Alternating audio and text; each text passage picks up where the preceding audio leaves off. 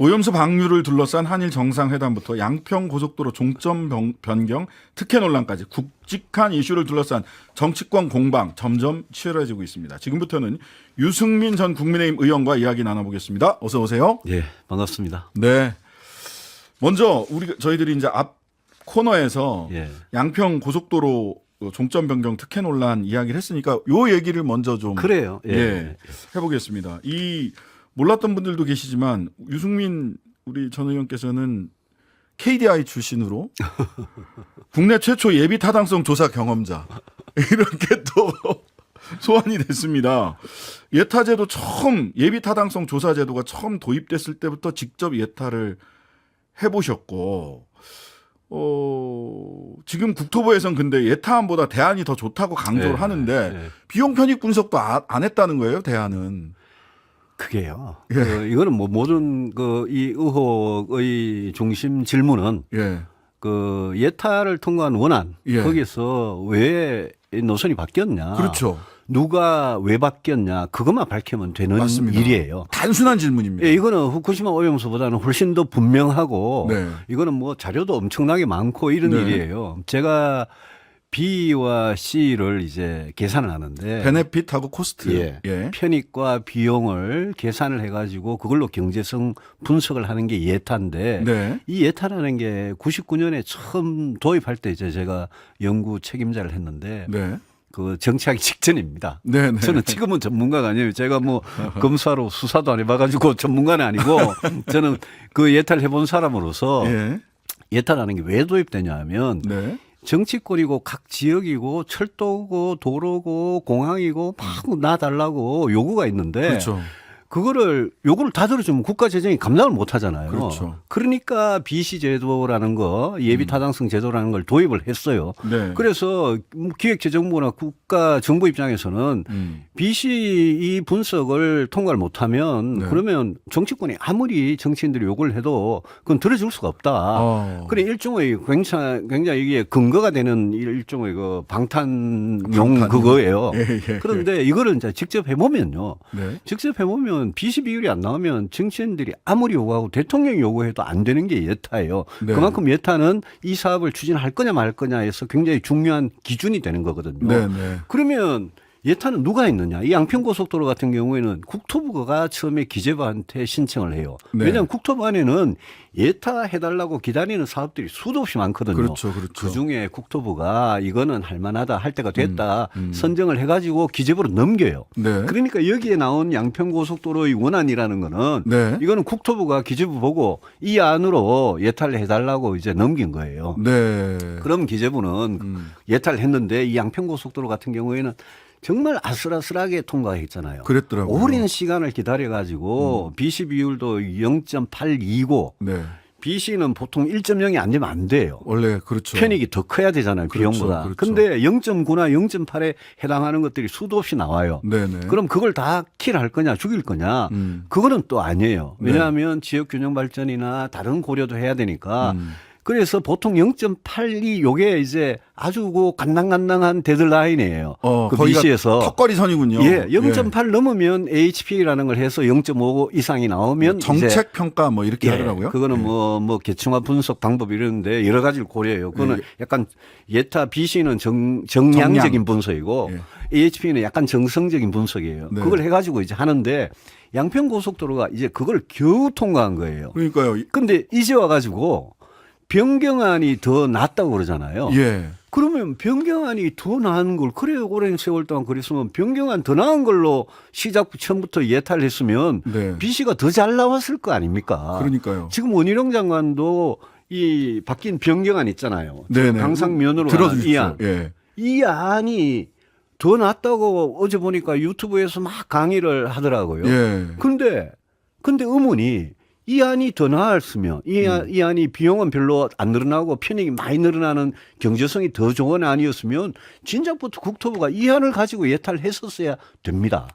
그래서 그런 데서 의혹이 자연스럽게 합리적인 의심이 발생하는 거고 그래서 의혹을 제기하는 건 너무 당연하고 이거는요 양평군과 경기도와 기재부와 국토부 이 관청들 사이에서 지방정부와 중앙정부 사이에서 수많은 공문들이 오갔기 때문에 네네. 저는 이거는 사실대로 진실대로 의혹을 밝히면 되는 문제고 그러기 위해서는 네. 첫째 국토부가 모든 정보를 다 공개를 해야 됩니다. 그러니까요. 다 그걸 내놓으면 될 것 같아요. 다 내놓으면 국토부가 지금 찔끔 나와요. 국토부가 지금 말이 왔다 갔다 하잖아요. 예. 장관도 말이 왔다 갔다 하고 그러지 예. 말고 이거를 국회나 국민들이 언론이 볼 수 있게 그동안 15년 전부터 시작해서 네. 2017년, 2021년 또 2023년 지금까지 모든 게 공문서가 오갔을 거예요. 네. 그다음에 예타 조사 보고서가 있고 네. 지금 타당성 조사하고 있잖아요. 아까 네. 그 무슨 용역업체가 예, 예. 그것도 지금까지 진행된 게 있을 거예요. 네. 다 꺼내놓으면 됩니다. 꺼내놓으면 이게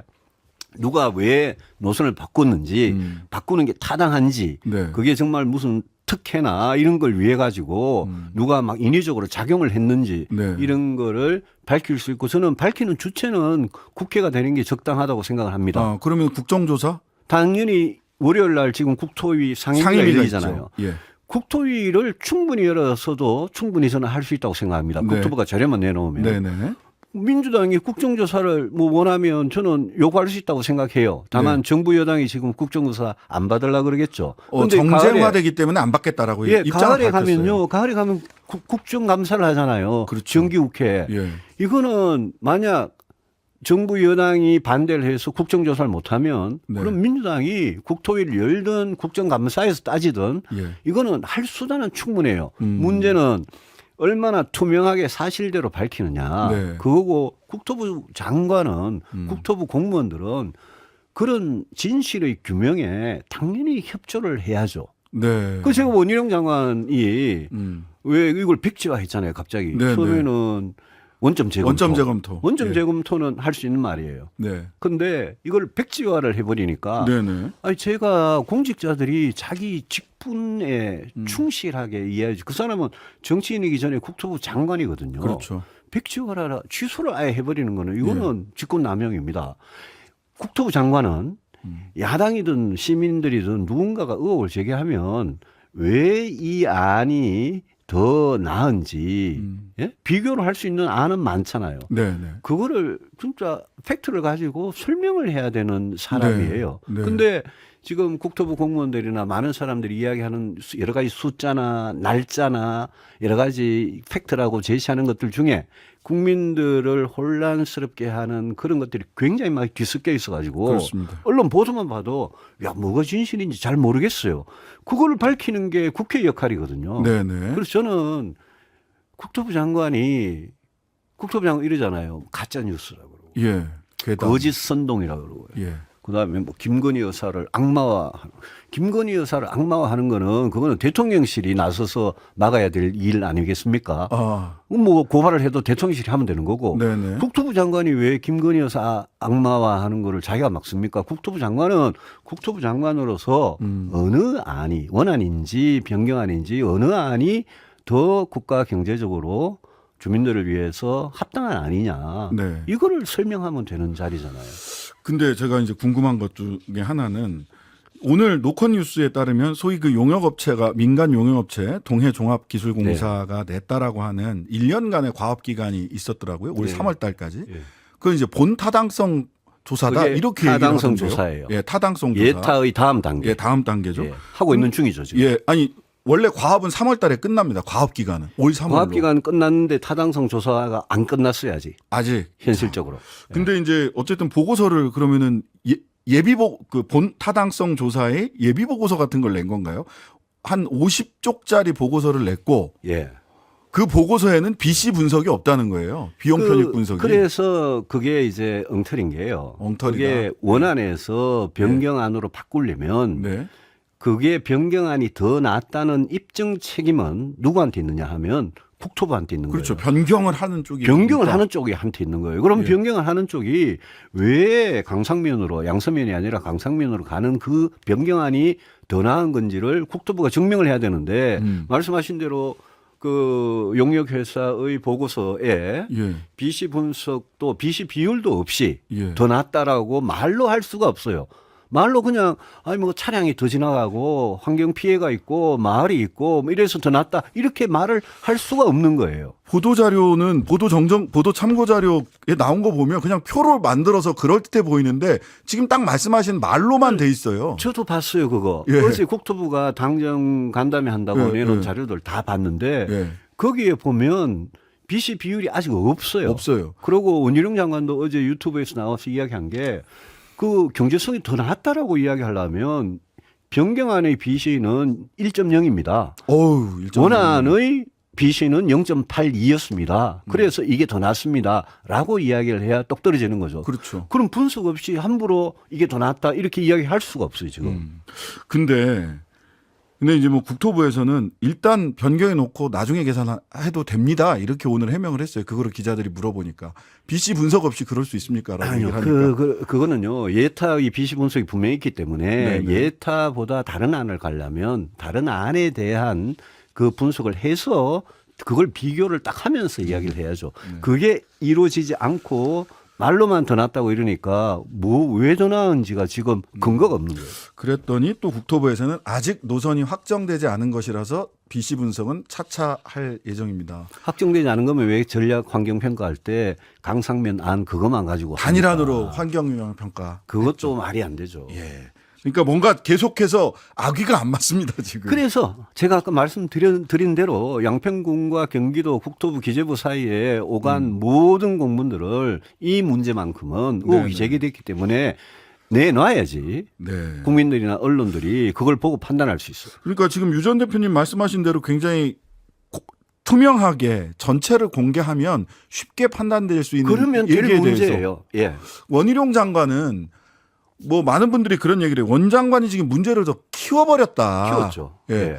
왜 이렇게까지 하는 겁니까? 그게 궁금합니다, 정말. 저도 그 양반 마음속에 안 들어가 봐가지고 잘 모르겠어요. 예. 그런데 제가 아까 그랬잖아요. 국토부 장관은 국토부 장관한테 주어진 임무.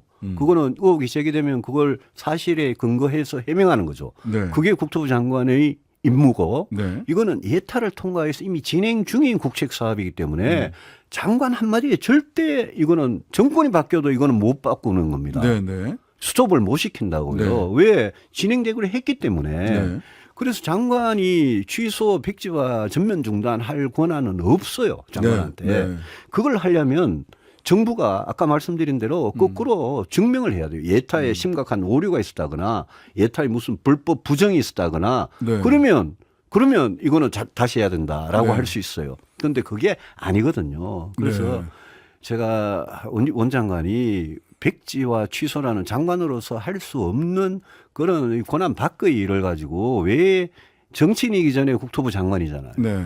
이 일을 책임진. 적어도. 그 주무장관으로서 자기 직분에 충실한 게 아니라고 생각해요.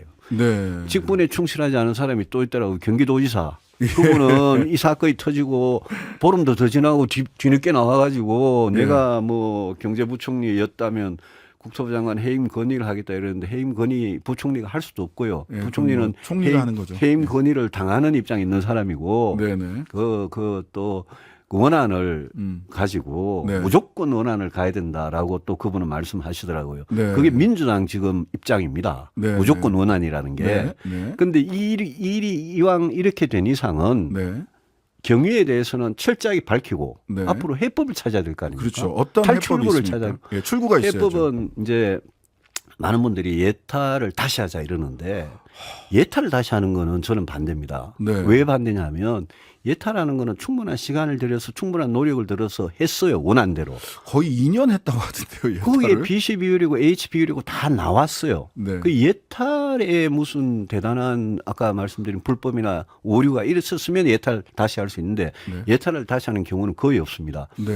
그래서 제가 국가재정법 50조에 네. 타당성 재조사라는 게 있습니다. 네. 타당성 재조사라는 건 국회가 의결을 하면 돼요. 네. 민주당 자기들이 지금 국회 다수석이 있잖아요. 네. 그럼 국회가 의결하면 타당성 재조사를 하면 되는 거예요. 네. 그 타당성 재조사 결과 음. 그게 누가 하는지 그걸 굉장히 중립적으로 네. 하도록 해서 그 결과 만약 어떤 노선이 최선이다.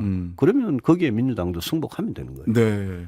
타당성 재정절차법에 따라서 타당성 재조사를 하는 것이 대안이다. 예. 아, 출구다. 아, 예. 이런 대안까지 지금 검토가 되고 있습니다. 뭐 그냥 다 처음부터 다시 합시다 이러는데 이러면은 양평 국민들은 너무 오래 기다리셔야 돼요. 처음부터 다시 한다는 거는 다시 예타 하자는 의지 그런 이전 단계로 예, 돌아가는 예. 거거든요. 예. 저는 예타 이전 단계로 돌아갈 이유가 없어요 지금. 아, 예. 이미 예타가 있기 때문에 예. 재정절차법에 따라서 가면 된다. 자, 이제 일본 한일 그 정상회담 이야기를 해보겠습니다. 어제 윤 대통령하고 기시다 총리 정상회담 열었는데요. 윤 총리는 IAEA 결과를 존중하고 방류 관련해서는 일본의 3대 요구 조건을 내세웠는데 유승민 전 의원께서는 짜고 치는 고스톱이다 일본 총리랑 이렇게 평가하셨어요. 너무 박한 거 아닙니까? 그 몇 달 동안 예. 윤석열 대통령께서 후쿠시마 오염수 방류에 대해서 한마디도 안 하고 계셔서 맞아요. 저는 사실 99.9% 다 찬성으로 기울었지만 네. 정말 0.1%의 기대를 일만이 기대를 했습니다. 네, 네. 우리 대통령께서 지금 국민들한테 찬성한다고 말도 안 하고 그냥 가버리신 거잖아요. 예. 그 기시다 총리 앞에서 찬성했잖아요. 예. 그 저는 이게 우리 국민들 절대 다수가 이렇게 불안하고 걱정하는 문제를 왜 국민들한테 먼저 설명하고 보고를 하지 않고 일본 총리 앞에 가가지고 외국에 가가지고 그렇게 해버리냐. 그걸 그러고 3대 조건이라고 말씀하셨는데 뭐 네. 모니터링 해가지고 정보 공유하고 만약 기준치를 넘으면 방류를 중단하고 그거 전부 하나만 한 이야기. 너무 당연한 이야기 아닙니까? 당연한 얘기죠. 그중에 유일하게 그래도 의미가 있다면 그 방류 점검 과정에 우리 전문가를 참여하도록 해달라라는 요구인데 예. 그 요구는 그냥 일본의 기시다 총리가 답도 안 하고 씹어버렸어요. 네, 잘 들었습니다 하고 끝났어요. 그렇잖아요. 예. 그러니까 그래놓고 찬성을 해버렸단 말입니다. 네, 제가 존중한다. 그걸 보면서 아 이거는 진작부터 결론이 다 나 있었구나.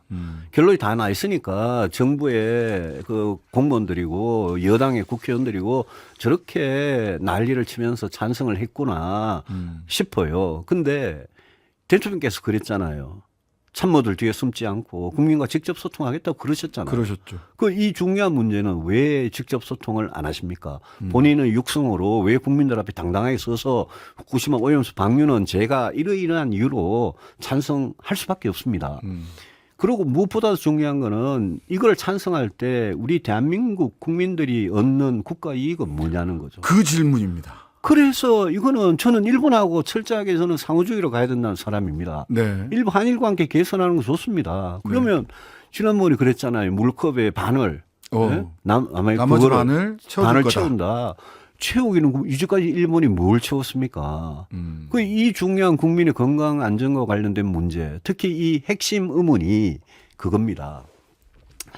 그렇게 깨끗하면 왜 바다에 버리냐? 예. 이 질문이잖아요. 예, 저는 그렇습니다. 오래전부터 이 질문을 했거든요. 네.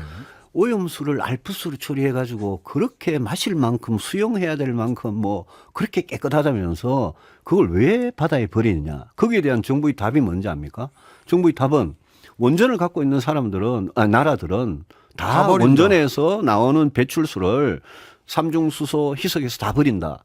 이렇게 대답을 해요. 그렇습니다. 그런데 이 사건이 2011년에 네. 지진이 나고 바다에서 네. 쓰나미가 나서 정말 그 자연의 거대한 위력 앞에 인간이 지은 원전이 무너져 가지고 원전 내부가 폭발한 거잖아요. 맞습니다. 체르노빌 이후에는 이런 사태가 처음이었어요. 처음이었습니다. 바다에 버리는 것도 처음이고. 네. 그러니까 그냥 과학을 모르는 사람 입장에 상식적으로 생각해 봐도 네. 야, 그냥 정상적으로 가동되는 원전하고 사고가 나가지고 그 안에 온갖 방사능 물질이 막 나오는 원전하고 어떻게 같으냐. 네. 다를 거 아니냐. 근데 네. 우리 정부는 10대 괴담이라는 자료를 어제 배포를 해가지고 예. 제가 이걸 읽어보니까 정상적으로 가동되는 원전에서 나오는 배출수나 똑같다고 이 사고가 이거 똑같다는 거예요. 네. 관리만 잘하면 안전하다고 똑같다는 거예요. 그 점에 대해서 그냥 제가 과학을 잘 모르지만 네. 국민이 왜 절대다수가 이렇게 불안한지를 대통령께서 헤아리신다면 네. 일본 총리 앞에 가가지고 이렇게 덜컥 그냥 하자는 대로 해주면 안 되죠. 여기 우리 무슨 국익이 어디 있으며 우리 왜 일본한테 이렇게 아낌없이 주는 나무 비슷하게 이러는 건지 제가 이해를 못하는 거예요. 대통령이 직접 이야기한 거 하시지는 않았지만 대통령실 발 내지는 여당 발로 얘기를 해보자면 두 가지 정도로 추려지는 것 같아요. 하나는 북핵 문제가 더 큰 문제이기 때문에 한미일 군사협력을 더 이렇게 수준을 높이기 위해서는 일본과 친하고 가깝게 신뢰를 더욱 돈독해야 된다라는 게 하나고, 그다음에 하나는 보니까 이것도 이제 신뢰 문제로 돌아가던데요. 그 엄청난 재난을 극복하는 과정에서 옆에 있는 친구가 도와주면 더 신뢰가 더 돈독해지는 거다. 그러니까 신뢰를 돈독해 하는 것 자체가 군사적으로도 또 사회 경제적으로도 국익이다. 북핵은요. 예. 북핵은 정치인 중에 저만큼 오랫동안 북핵에 대해서 국방위원장 출신이죠. 강력하게 정말 대응하자고 한 사람이 없을 겁니다. 네네. 북핵 대응을 위해서 일본하고 협력할 수 있어요. 주소미아 체결 다시 하고 네. 한미일 정보 공유하고요. 실시간으로. 네. 그러니까 북한에서 핵미사일을 쏘면 바로 해가지고 때릴 수 있도록. 그런데 네. 북핵의 피해자는 네. 우리도 당연히 북핵의 협박을 받고 있는 대한민국도 우리도 그 위험에 노출된 나라지만 일본도 똑같이 노출된 나라입니다. 네. 일본이 뭐 노출 안 된 나라가 아니잖아요. 그래서 그걸 가지고 후쿠시마 오염수 문제하고 이렇게 섞어서는 안 되고 신뢰라고 말씀하시니까 네, 네. 제가 한 말씀 드리고 싶은 게 과학자들은요. 예. 과학의 영역에서 자기가 정말 지식과 이런 걸 총동원해서 이 후쿠시마 오염수의 문제, 특히 먼 장래에 미칠 영향에 대해서 진실과 또 그 한계를 과학자들은 밝힐 의무가 있는 겁니다. 네. 정치인들은요, 함부로 정치인들이 과학 가지고 지금 이야기를 못 하는 게 네. 예컨대 2년 전에 일본 정부가 방류를 결정했을 때 네. 당시 국민의힘은 반대했습니다. 예, 예. 우리 김기현 대표 지금 조태영 국가안보실장 방류 규탄 결의안에 다 직접 주도한 사람들입니다. 그렇습니다. 원희룡 제주지사 2년 전에 제주도와 대한민국은 후쿠시마 오염수를 단 한 방울도 용납할 수 없다고 그랬고요. 그렇게 얘기하셨죠. 예? 200일 지나면 제주 앞바다에 도착하고 또 80일 지나면 동해 앞에 도착한다고. 그게 2년 전에 지금 우리 논리대로 따지면 2년 전에 괴담을 유포한 거는 국민의힘 사람들이에요. 네. 그렇지 않습니까? 네. 그러니까 정치인들은 민주당은 또 거꾸로 마찬가지예요. 정의용 장관, 강경화 장관 그때는 과학적으로 검증되면 방류 동의할 수도 있다는 식으로 이야기했어요. 네. 그러니까 정치인들 말이 후쿠시마 오염수 문제에 대해서 오히려 2년 만에 여야가 바뀌니까 말이 다 달라져 가지고 네네. 정치인들은 오히려 과학을 불신하도록 만들어요 지금. 네. 그러니까 민주당이고 국민의힘이고 2년 전에 대해서 반성을 하고 과학을 함부로 입에 안 올렸으면 좋겠어요. 네. 불신의 문제는 과학 문제하고 또 다른 거잖아요. 네. 네. 그래서 네. 이 내로남불이 너무 심한 대표적인 케이스예요. 이게. 아, 그렇다. 자, 시간이 거의 다 됐는데요. 마지막으로 나토에 가셨잖아요. 네. 지금 나토에 자주 가는 것 자체를 좀 이거 문제다. 왜 우리가 굳이 회원국이 아니니까. 회원국이 아닌데 거기 가서 위험에 전쟁에 동참할 유럽의 군사적 긴장 관계 우리가 왜 자꾸 들어가려고 하느냐. 저는 비판을 사실 합니다. 지난해 처음 취임하시자마자 가셨죠. 나토 가셨잖아요. 스페인에. 예. 저는 그때 가셨을 때 어떤 생각을 했냐면 저는 나토식 핵 공유를 주장하던 사람이니까 네, 네. 저는 북핵에 대응해서 우리 나토식 핵 공유 네. 그걸 우리가 했으면 좋겠다 싶은 뭔가 그런 알맹이를 갖고 가셨으면 좋은데 네. 나토라는 게 회원국이 아니니까 그리 자주 갈 필요가 없어요. 네, 그리고 네. 지금 한미 관계, 한일 관계는 어느 정도 가닥이 거의 다 잡혀가고 네, 있어요. 네. 이 대한민국 영업사원 1호가 진짜 되시려면 이제부터는 한중 관계를 관리를 하셔야 됩니다. 알겠습니다. 예. 자, 본방은 시간이 제한돼서 여기까지 하고요. 못다한 이야기는 잠시 후 유튜브 연장 방송 하프타임에서 이어가도록 하겠습니다. 잠시만요. 곧 돌아오겠습니다. 그 어떤 10분보다도 알찬 10분 뉴스아이킥 하프타임 유승민 전 국민의힘 의원과 다시 이야기 이어가 보도록 하겠습니다. 다시 한번 인사드립니다. 감사합니다. 예. 안녕하세요. 자, 현안에 대해서는 좀 깊이 얘기를 했고요. 이제부터는 선거 그리고 여당 내부로 좀 들어가서 정치 얘기를 좀 해보겠습니다. 예. 자, 윤석열 정부에 대해서 굉장히 상식적이고 상식적이라서 더 쓴 소리인 것 같은데 제가 듣기에는 그랬더니 이용 국민의힘 의원 당시 이제 윤석열 후보 시절의 수용실장이었죠. 모두 까기가 적성이면 정치인이 아니라 평론가가 되시라 이렇게 얘기를 했고 김태흠 충남지사도 출동을 하셔가지고 후쿠시마 오염수 방류 반대하는 목소리 내는 거에 같아서 관종병이다 이렇게 얘기를 하셨어요. 이거 당내에서 굉장히 날카로운 견제의 목소리가 나오는데 그분들이 제가 어떤 정치를 평생 해왔는지를 잘 모르셔서 그래요. 제가 98년에 김대중 정부 때 네. 야당으로 정치를 시작했는데 네. 김대중 정부 노무현 정부 때는 제가 야당으로서 정말 살아있는 권력에 대해서 누구보다도 앞장서서 싸웠던 사람이고 저는 그런 생각이에요. 네. 야당이든 여당이든 정치를 하는 사람은 살아있는 권력, 대통령이 제일 큰 권력이죠. 네. 살아있는 권력이 국정을 어떻게 하느냐 이게 잘못 가면 나라가 망가지니까 네. 네. 저는 정치를 하는 사람은 정말 고민을 해서 시시비비를 가려야 된다는 입장이고 그분들이 지금 뭐 말씀하신 분들뿐만이 아니라 네. 여러분들이 유승민을 비난하기 대열에 동참하고 계시는데 네. 제가 살아있는 권력을 비판할 그런 자유가 저한테 있듯이 네. 네. 뭐 그분들도 저를 비판할 자유가 저는 있다고 생각합니다. 네. 그래서 저는 맞대응을 안 합니다. 다만 제가 주로 윤석열 정부의 잘못을 비판한 부분은 뭐 이재명 대표나 문재인 전 대통령도 마찬가지입니다. 제가 비판한 부분은 거의 대부분이 정책하고 관련된 것들입니다.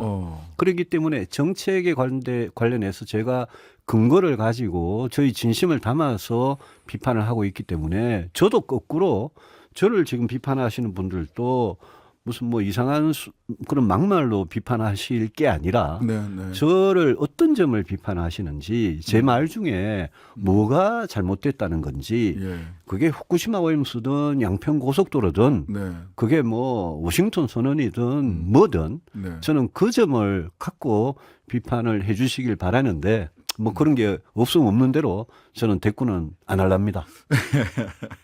알겠습니다.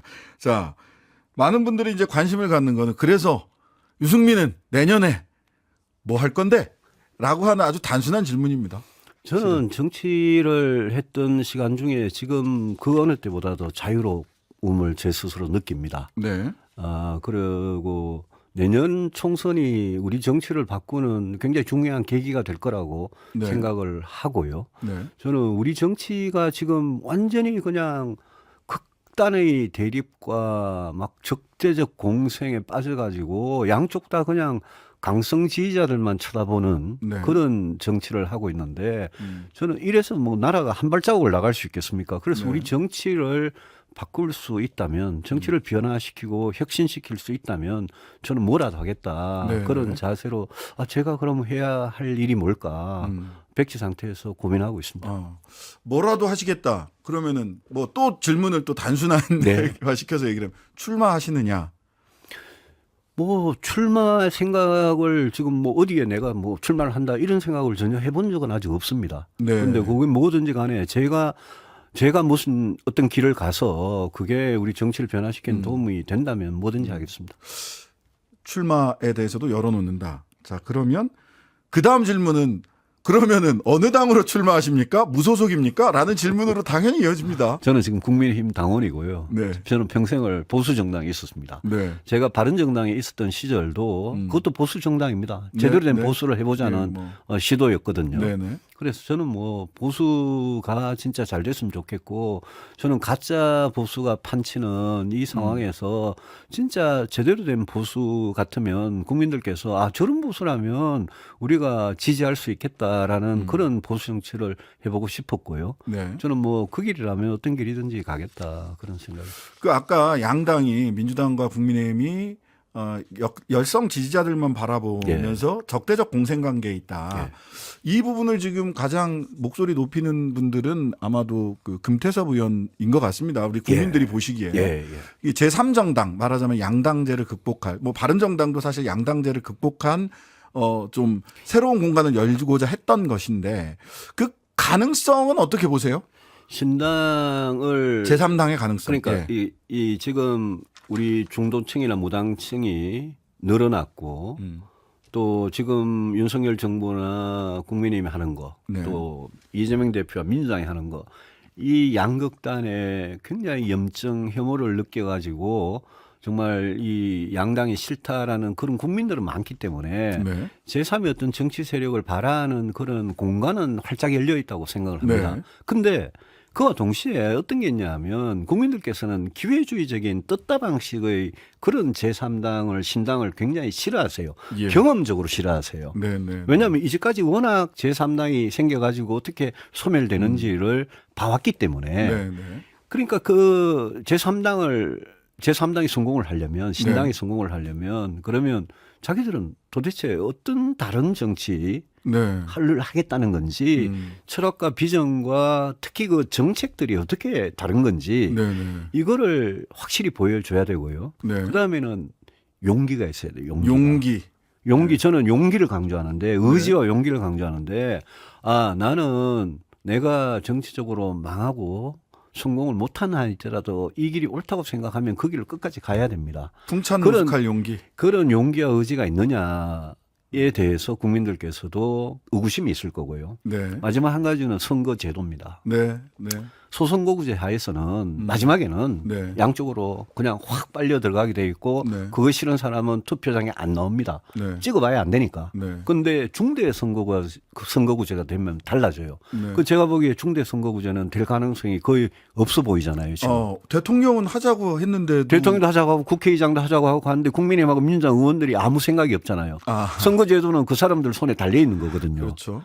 영호남에 지역에 기반을 둔 이런 정치가 아직도 남아 있고 네. 자기 텃밭은 절대 내놓기 싫어하는 이런 게 있기 때문에 중대 선거구제가 되지 않으면 현실적으로 신당의 성공 가능성도 희박해지고 네. 그렇기 때문에 저는 신당이 공간은 열려 있는데 쉽지 않을 거다라고 보는 거죠. 그러니까 뭐 양념치킨, 프라이드 치킨 뭐 양당 하나는 양념이고 하나는 프라이드 치킨이면 제3당은 그래도 간장치킨 정도 뭐 새로운 뭐가를 내놓으셔야 될 것 그렇죠. 같은데 반씩 섞어서는 안 팔리겠죠. 네, 반씩 섞어서는 잘 안 팔릴 예. 겁니다. 아마도. 자, 국민의힘도 그렇고 민주당도 그렇고 이런 것 같습니다.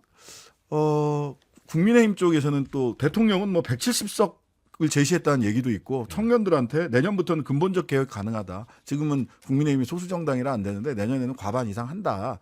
뭐 이런 이야기를 대통령이 하셨다고 하는데 뭘 믿고 그러나 그랬더니 이재명 사법 리스크를 믿고 그런다라는 얘기가 있고요. 민주당 쪽에서는 대통령이 워낙 부정평가가 많으니까 결과적으로는 민주당으로 표가 올 것이다.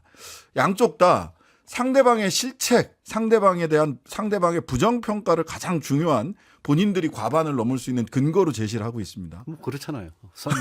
현실이 그렇잖아요. 현실이 그렇습니다. 윤석열 대통령과 국민님한테 가장 희망을 주는 사람은 이재명 대표고 어떻게 보면 이재명 대표 체제가 약간 더 공고하게 갈 수도 있다는 생각도 들어요. 오히려 네. 저는 양쪽 다 변화를 먼저 하는 쪽이 이길 거다라는 그런 조금은 이상적인 생각을 갖고 네네. 있었는데 제가 갈수록 돌아가는 걸 보니까 양쪽 다 아주 강성 지지자들한테만 계속 기대고 네. 이런 정치를 하면서 너무 오른쪽으로 너무 왼쪽으로 이래가는데 이렇게 가면 저는 이런 구도로 가면 이게 오히려 이재명 대표의 생명을 연장을 시켜주는 쪽으로 갈 가능성이 저는 있을 것 같아요. 네. 대통령께서 170석 말씀을 뭐 하셨는지 제가 확인을 못 해봤습니다만. 뭐 언론에 그렇게 보도는 됐습니다. 예. 그러니까 내년 총선에 대해서 벌써 신경을 굉장히 쓰고 계신다는 거거든요. 그렇죠. 그렇잖아요. 예. 그리고 국민의힘이라는 당을 완전히 수직적으로 통제하는 그런 윤석열이 사당으로 만들었기 때문에 네. 그렇기 때문에 저는 대통령께서 공천에도 뭐 지난번 관여할 전당대회에 개입하듯이 예. 그것도 뭐 정말 역사적으로 정말 노골적인 개입이었는데 네. 그렇게 하듯이 저는 공천에도 상당히 개입을 하실 거라고 보고 네. 결국 친윤 공천이 될 거라고 보는 거죠. 네. 근데 그렇게 해가지고 지금의 지지도와 뭐 나중에 총선에 가서 지지도가 대통령 지지도로 총선을 치르는 건데 네. 그게 총선의 승부처인 수도권에서 통할 수 있을지 그거는 회의적입니다. 네. 회의적이다.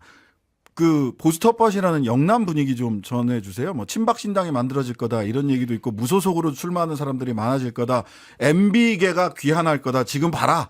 이런 등등등 이야기들이 있는데 영남 분위기 좀 직접 느끼고 있는 거 마지막으로 좀 정리 좀 해주시죠. 영남뿐만이 아니라 서울의 뭐 서초 송파, 예. 강남이나 뭐 용산이나 뭐 이런 우리 텃밭이 있잖아요. 경기 네. 동북부나. 그런 쪽은 이제 공천만 받으면 된다. 국민의힘 후보가 당선이 되는 지역은 친윤 공천이 될 가능성이 상당히 있고 예. 저는 친박 신당의 가능성은 별로 없다고 봅니다. 아. 다만 오히려 친박을 했던 분들 중에 지금 뭐 유죄 판결을 받았다가 정치적으로 사면 복권되신 분들이 무소속 출마할 가능성은 있는데 최경환 뭐 이런 그거조차도 수도권 선거에는 상당히 안 좋은 영향을 줄 수 있을 거다. 무소속 출마하는 거는 자유겠죠. 알겠습니다. 그런 생각이 듭니다. 예, 오늘 긴 시간 함께해 주신 유승민 전 의원 감사드리고요. 3부에서는 언론인이자 양평군 주민 노종면 전 YTN 앵커 만나보겠습니다. 오늘의 하프타임은 여기까지 하겠습니다. 감사합니다. 네, 감사합니다. 네. 하루 종일 기다려지는 진짜 시사. 평일 저녁 6시 5분 신장식의 뉴스 하이킥.